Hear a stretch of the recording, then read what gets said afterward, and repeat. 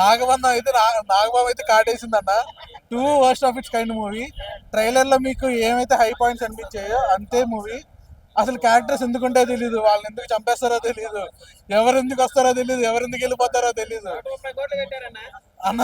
అక్కర్లేదన్నా, నాకైతే అసలు అన్న వేస్ట్ అన్న. ఇంకా ట్రైలర్ చూసుకొని కళ్ళు మూసుకోవడం బెస్ట్. అంతకు మించి అసలు ఇలాంటి కంటెంట్ పెట్టుకుని వాళ్ళు అసలు ఏ ధైర్యంతో, అభిషేక్ నామ గారికి ఒక దండం అసలు. ఆయన డైరెక్ట్ చేస్తున్నారంటే నేను ఏదో అనుకున్నా కానీ ఇంత వరస్ట్గా డైరెక్ట్ చేస్తారని అనుకోలేదు. చాలా మంచి డిఓపి, కానీ అంత మిస్యూజ్ అయిపోయింది. అంటే ఒక స్టోరీని నాకు తెలిసి అఖండ 3 అని పెట్టుంటే కనీసం బాలకృష్ణ గారు కొంచెం జస్టిఫై చేసేవాళ్ళేమో ఈ కంటెంట్కి. అంత వరస్ట్ టేకింగ్.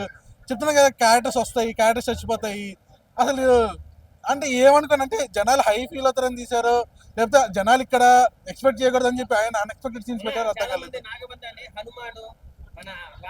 అనవసరంగా హనుమాను, మిరాయి వాటికి చెడ్డ పేరు తీసుకుని రావద్దు. దీన్ని కంపేర్ చేసి కన్నప్పని కలుపుకోండి కావాలంటే ప్లీజ్. ఆది పురుషుడు అంటే ప్రభాస్ గారి కోసం కలపద్దు, కానీ కన్నప్పని అలాంటి మూవీస్ కంపేర్ చేసుకోండి. కానీ దీన్ని హనుమాన్ తోటి, మిరాయి తోటి కంపేర్ చేసి దాని పరువు తీయకండి please. It's not a movie to watch in theaters అన్న. ఫ్రెండ్ అన్న పొద్దున్నే లేపి తీసుకొచ్చారు సినిమాకి. ఎక్కడికి వెళ్తాం అని సినిమా పేరు చెప్పలేదు. అసలు నీకేం రైట్స్ ఉన్నారు తప్పడానికి ఇక్కడ ఇక్కడికి